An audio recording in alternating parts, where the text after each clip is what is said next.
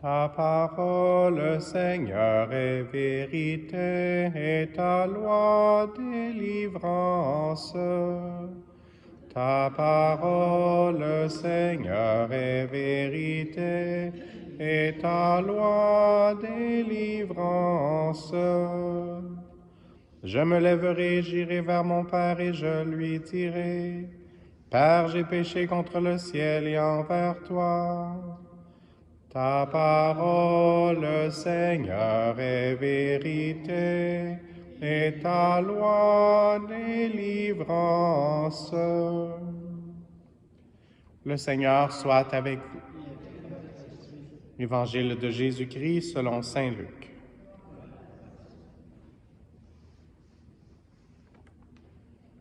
En ce temps-là, les publicains et les pécheurs venaient tous à Jésus pour l'écouter. Les pharisiens et les scribes récriminaient contre lui. Cet homme fait bon accueil aux pécheurs et il mange avec eux. Alors Jésus leur dit cette parabole. Un homme avait 2 fils. Le plus jeune dit à son père, « Père, donne-moi la part de fortune qui me revient. » Et le père leur partagea ses biens.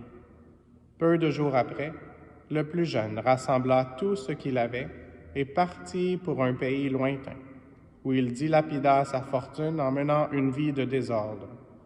Il avait tout dépensé. Quand une grande famine survint dans ce pays, il commença à se trouver dans le besoin.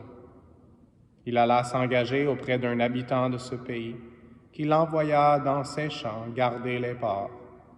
Il aurait bien voulu se remplir le ventre avec les gousses que mangeaient les porcs, mais personne ne lui donnait rien.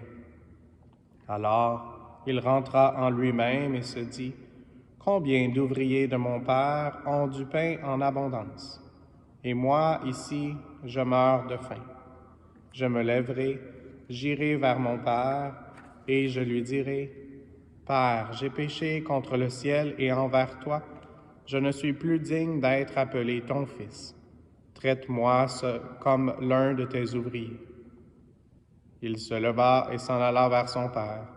Comme il était encore loin, son père l'aperçut et fut saisi de compassion.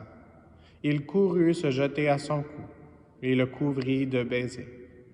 Le fils lui dit, « Père, j'ai péché contre le ciel et envers toi. Je ne suis plus digne d'être appelé ton fils. » Mais le père dit à ses serviteurs, « Vite, apportez le plus beau vêtement pour l'habiller. Mettez-lui une bague au doigt et des sandales aux pieds.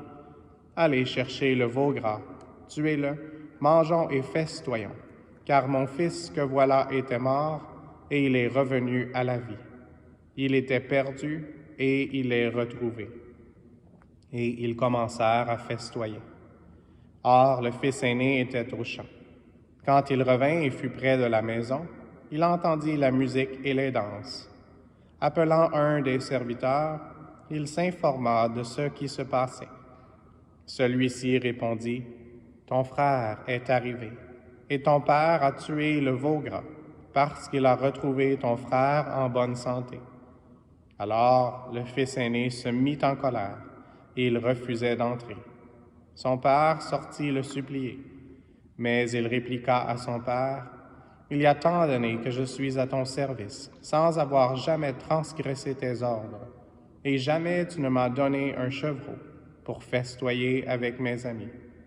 Mais quand ton fils que voilà est revenu, après avoir dévoré ton bien avec des prostituées, tu as fait tuer pour lui le veau gras. » Le père répondit, « Toi, mon enfant, tu es toujours avec moi, et tout ce qui est à moi est à toi. » Il fallait festoyer et se réjouir, car ton frère que voilà était mort, et il est revenu à la vie.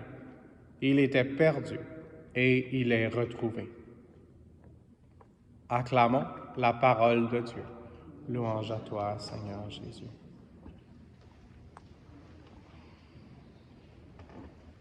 C'est un très bel évangile. Ça nous prépare à l'adoration qu'on aura dans quelques moments, où on va pouvoir contempler le Seigneur. Il va sembler que le Seigneur va être immobile mais en même temps, je pense que l'image qu'on devrait avoir, c'est celle du Père qui, de loin, voit son enfant qui revient et qui court vers lui. Dans ma prière personnelle aujourd'hui, ce matin, et puis pour la préparation de cette homélie, le mot qui m'est venu, et je ne pense pas que j'avais jamais réalisé peut-être cette expression ou cette réalité pour cet évangile, et qu'on ne sait pas exactement l'âge du fils qui est parti, mais ça me faisait penser à une crise d'adolescence. Et qu'est-ce qui se passe dans une crise d'adolescence? C'est qu'on essaye de trouver notre identité. Puis je ne veux pas blâmer les adolescents, puis il n'y a pas l'air d'en avoir ici aujourd'hui. Il y a des gens qui ont l'air jeunes, mais je ne pense pas qu'ils sont dans cette catégorie-là. Mais je pense que chacun de nous, parfois, on a des genres de crises d'adolescence encore, où on essaye de voir c'est quoi notre identité, et on essaye de séparer notre identité. Puis je ne suis pas un expert en psychologie, donc il faut prendre ça de la façon dont le Seigneur veut nous enseigner, mais pour moi, c'est ça que ça m'a enseigné, que parfois on essaye de séparer notre identité, et en tant que dans notre cheminement éducatif, c'est important de se différencier de nos parents, dans un sens, mais en même temps, avec Dieu, notre identité, elle est définie par Dieu, puis on ne devrait pas essayer de la définir en la séparant de Dieu. Et donc, l'enfant prodigue, quand il était revenu à ses sens, puis qu'il avait déjà dans le désir de son cœur de retourner, il avait son speech, comme on dit, prêt, puis même qu'il l'a pratiqué. Il dit « Père, j'ai péché contre le ciel et envers toi, je ne suis plus digne d'être appelé ton fils. Traite-moi comme l'un de tes ouvriers. » Ça, c'était avant même de partir.